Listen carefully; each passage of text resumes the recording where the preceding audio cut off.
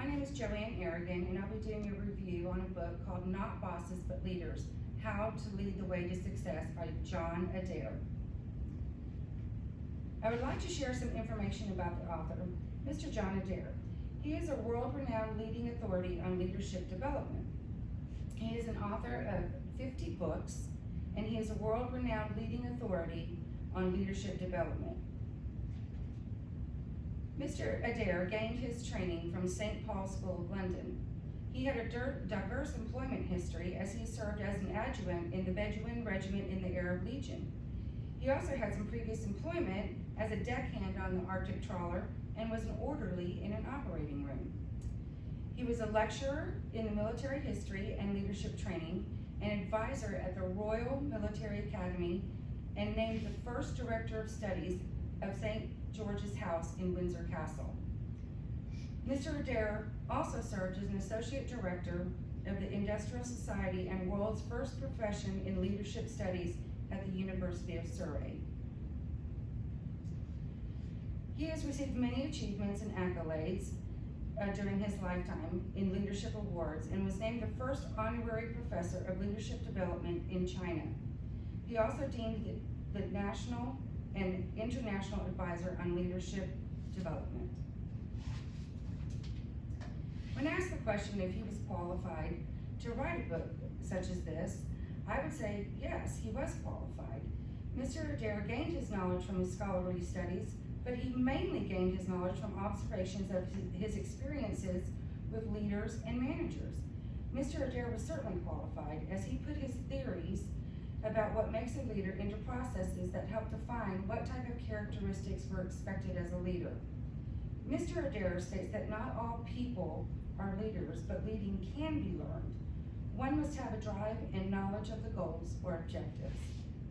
What really resonated with me was the example: if you have a group of individuals and there is a situation that a person is an expert at, they may become the leader when otherwise they would not be inclined to lead. When in leadership, each individual is a contributing member of the team. Leaders motivate and collaborate to help the team meet the objectives. This book was mostly based on a dialogue between the author and a manager.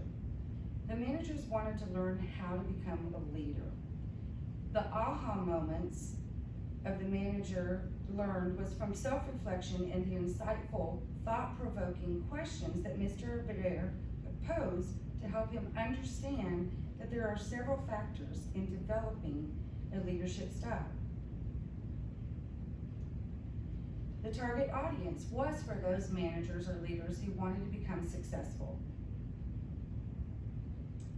The strengths and shortcomings of this book. The strength of this book I felt was beneficial to the audience, as Mr. Adair posed those thought-provoking questions that made one self-reflect and understand what their leadership style might be and how they would develop a team. One of the shortcomings of the books was that there was some redundancy in the different scenarios and graphs. However, I was able to move past that as I thought it was an interesting read. I do feel that the objectives were met on the book.